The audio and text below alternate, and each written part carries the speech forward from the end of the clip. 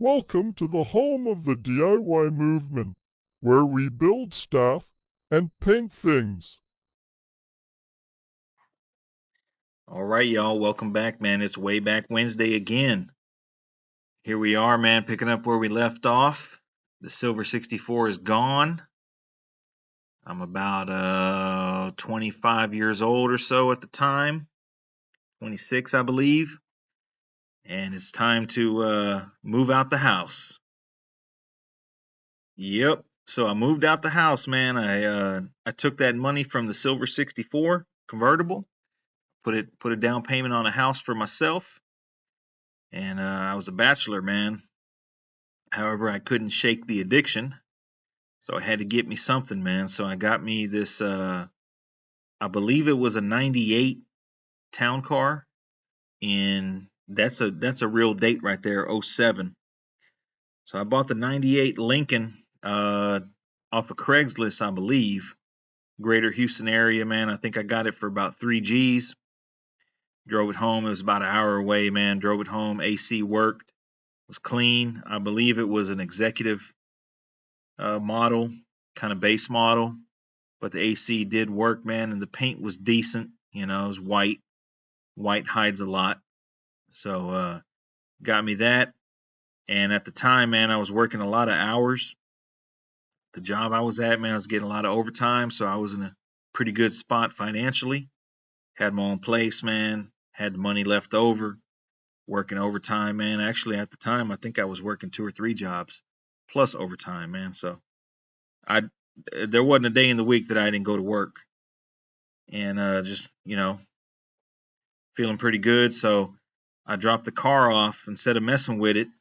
I dropped the car off at Shorty's Hydraulics in Houston, and I had him asked him to do a little 2 pump install, some stress point reinforcement, and do a spindle swap so I could put the 13s. And I remember his son John, he did that for me, and he made special brackets so that we can bolt the A arms off of man, I think it was like a 89 or a 90, or it might have been earlier.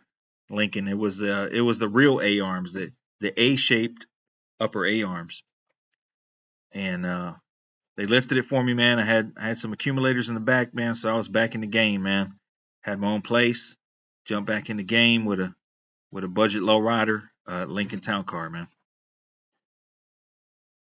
First thing I did, man, was about 2 months after I bought the car, I picked up these pre-stamped 72 spoke Daytons with the dog ears. I believe I got them off eBay, and if I remember right, I want to say I got them, and they had 4 lug adapters.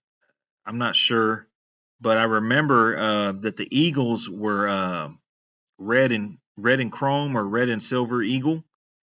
And I remember on Lay It Low, you guys back in Lay It Low days, I remember Mr. John Kennedy with Southside Player. He had posted up these actual Dayton Eagles with the brown eagle. And I messaged him and I asked him if he wanted to trade straight across.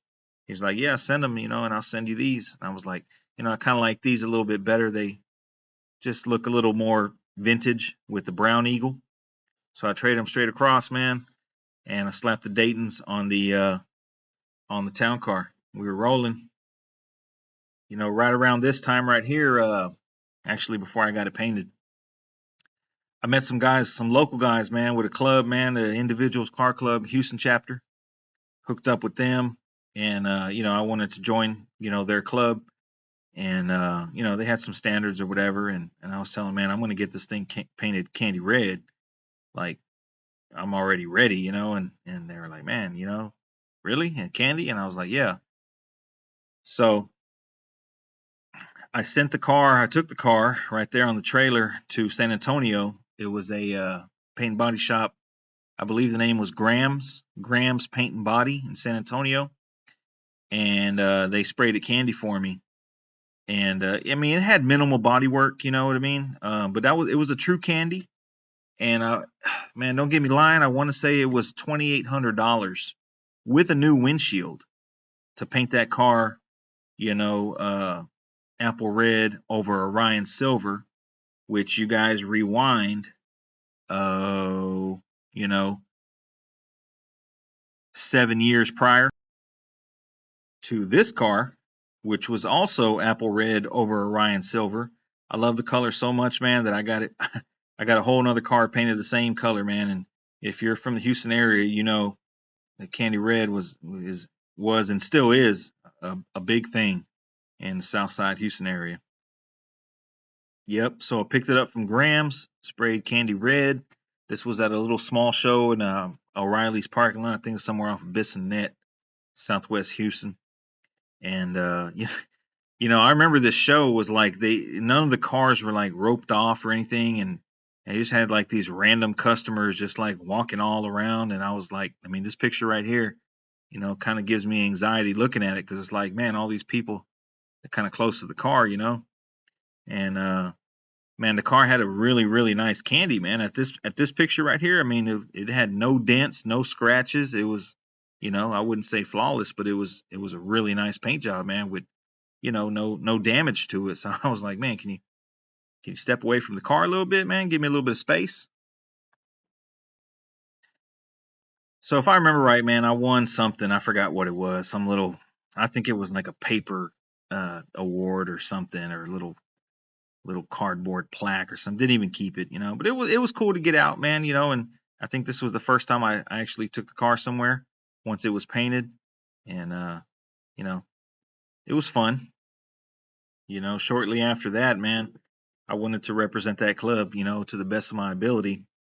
So I had they were gonna fly a guy named Maurice Andrews out to Houston to do graphics on another car that they had lined up. And I was like, man, I want to get in on that. Maurice he kind of mimics the Doc style. You guys know Doc, rest in peace, Doc.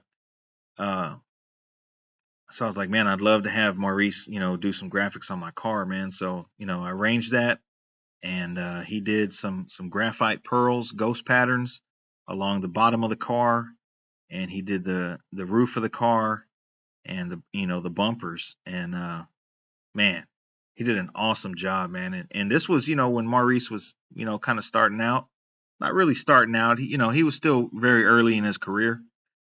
And man, he really hooked it up, man. Like cheap, cheap, cheap, cheap.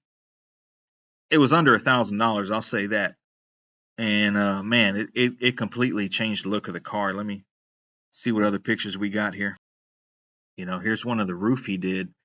And I believe he used 3 different types of dry pearls in intercoat clear, and then re-cleared it. I want to say it was graphite, it was some sort of burgundy pearl, and one other color, maybe silver or something.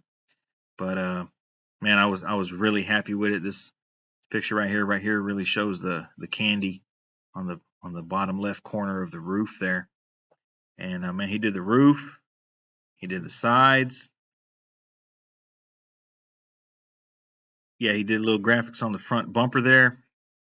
It wraps all the way around the front, tied it into the bottom half of the doors, pretty much wherever you can put a good tape line without having a tape line, having evidence of a tape line at least. And man, he really hooked it up, man. I was like super excited just to have him, do the work on the car. He still does. I don't know how active he is. I do see some of his work once in a while from here to there, but I really like his style, man. Maurice is one of the painters, that I really enjoy his style. Coast One is another one. Real subtle ghost patterns with dry pearls or mixed in intercoat clear. So you really don't see them at certain angles, and then certain angles they're boom in your face, and just flip flops with the sun, or with the shade or the street lights. Yeah, man, here we are. So after the car was patterned out, uh, I had to have chrome, man. And back then, there was a place in Dallas, I don't know if they're still in business, called Econoplating. Super, super cheap chrome. Of course, you get what you pay for. It was just something shiny to have under the car. And I remember, crew came over, man, and we bust that car down in a few hours. And man, we had a whole truckload of stuff to get chrome plated. Yeah, so the Econoplating, man, it was by no means show quality. It was straight up street quality. It's something you put on your car, and you spray paint the frame or the wheel wells black like I did right here. Just something shiny under the car, man. Um, I don't even know if it's triple plating. Really, it was really cheap, man. But if you were to, you can prep the part yourself and send it in, and maybe get a better quality job. But really, it was real budget chrome plating, man. But I mean, for what you paid, you got something shiny to put on the car for a little street car.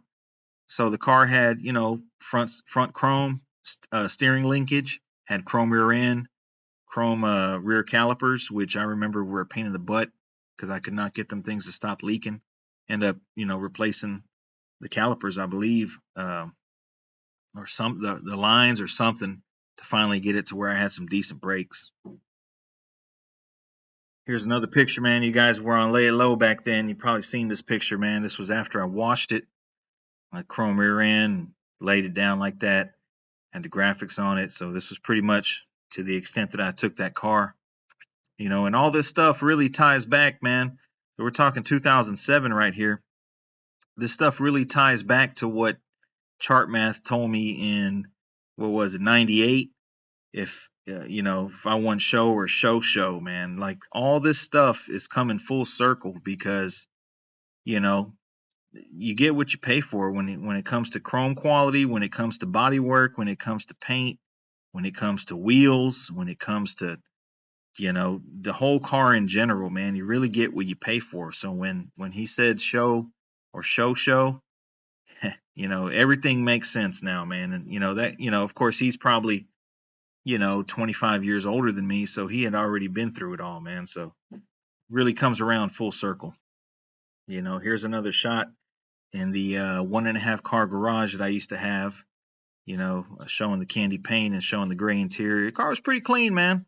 Pretty clean for a little $3,000 car, that I got painted and, you know, chrome and all that. But, the interior was nice, man. The AC worked. It was a good little car, man. It was fun. It was fun. Here's another shot of the car, man. I drove it to Pasadena, which was probably about an hour away at the time. I forgot what we were doing in my friend's car right there. I think we were messing with the hydraulics. I really don't remember. But he had a little 90 out Fleetwood coupe that later became mine. I'm going to do a throwback on that in a couple videos from here. But it was a good car, man. I remember I took that car to Baytown for the Easter picnic. They do an annual Easter picnic. They've been doing it out there for probably 30 something years.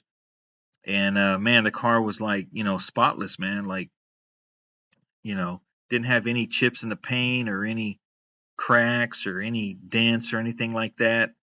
And it looked really clean, man. And it got a lot of, love at the picnic or whatever. And I'm coming home on the Beltway, and some reason I decided to, hop it a little bit.